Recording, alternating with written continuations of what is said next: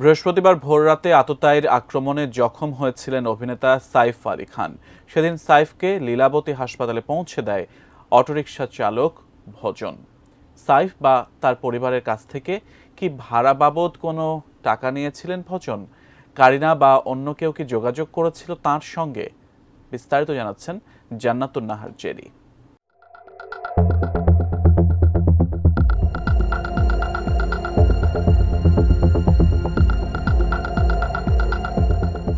আততায়ীর আক্রমণের পর অটোরিকশা চেপে হাসপাতালে পৌঁছেছিলেন রক্তাক্ত সাইফ। বাড়ির কোনো গাড়ি প্রস্তুত ছিল না সে সময়। অভিনেতার সঙ্গে ৮ বছর বয়সী তৈমুর ছিলেন। অভিনেতাকে দ্রুততার সঙ্গে শুধু হাসপাতালেই পৌঁছে দেননি, ভাড়াও চাননি অটোচালক ভজন সিং রানা। ঘটনা গত বুধবার দিবাগত রাত ২:৩০ কি ৩টার দিকে হবে। বান্দ্রা লিংকিং রোডের গলি ধরে অটো চালিয়ে যাচ্ছিলেন ভজন সিং রানা। সাইফের বাসভবন সদ্গুরু শরণ অ্যাপার্টমেন্টের কাছ দিয়ে যেতে যেতে হঠাৎ দেখেন সামনে এক নারী রিকশা রিকশা বলে চিৎকার করছেন। ততক্ষণে বাড়ির ফটক থেকেও কয়েকজনের ডাক শুনতে পান তিনি। গেট পেরিয়ে একটু এগিয়ে গিয়েছিলেন ভজন। ডাকাডাকি শুনে ইউটার্ন করে এসে দরজার সামনে অটো থামান। ডিজাইন, এলিগেন্স, বিউটি, সেরা পণ্য সবার জন্য জেভিকো। সাইফ আলী খানের সাদা কুর্তা তখন রক্তে ভেসে যাচ্ছে। নিজের পরিচয় দিয়ে অটোচালক ভজনকে কাছের হাসপাতালে নিয়ে যাওয়ার অনুরোধ করেন অভিনেতা।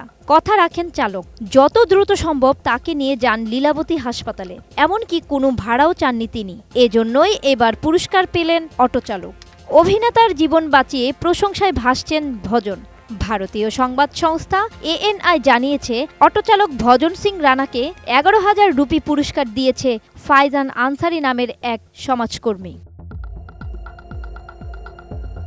পুরস্কার পাওয়ার পর ভজন বলেন, ওই সময় আমার একমাত্র উদ্দেশ্য ছিল কত দ্রুত আমি তাকে নিয়ে হাসপাতালে যেতে পারবো, সেটাই করেছি।